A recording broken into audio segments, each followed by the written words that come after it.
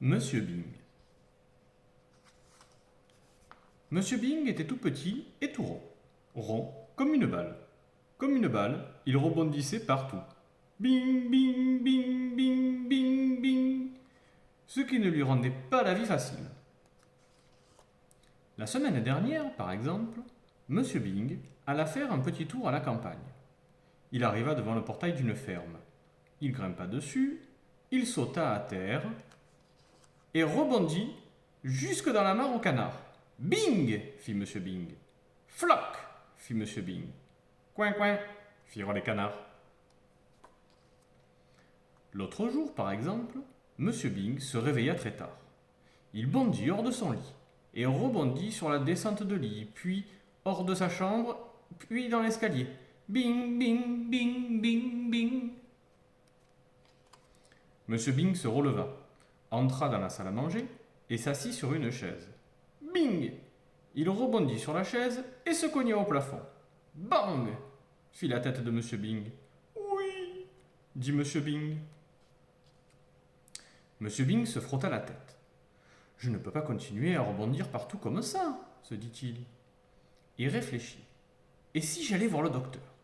Il aura peut-être un remède.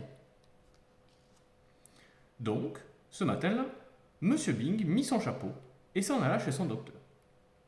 Chemin faisant, il trébucha sur un caillou. Bing! Et il rebondit sur un court de tennis où deux enfants étaient en train de jouer. Tu devines la suite?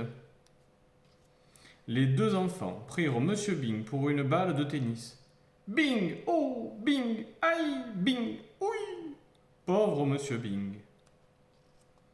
Finalement, l'un des deux enfants frappa si fort que Monsieur Bing se retrouva en dehors du court de tennis.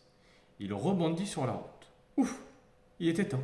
Monsieur Bing avait mal partout. Il décida de prendre l'autobus pour finir le trajet. C'était plus prudent. L'autobus s'arrêta devant la porte du docteur. Monsieur Bing descendit de l'autobus. Mais pas comme tout le monde. Oh non! Bing! Bing! Bing! Il rebondit sur le trottoir et entra chez le docteur par la fenêtre. Le docteur Pilule était assis derrière son bureau. Il prenait une tasse de café. Monsieur Bing entra en vol plané et atterrit. Tu devines où?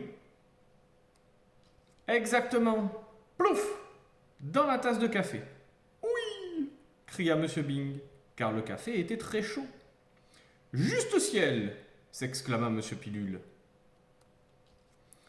Le docteur repêcha Monsieur Bing dans la tasse de café et le fit s'asseoir sur un buvard.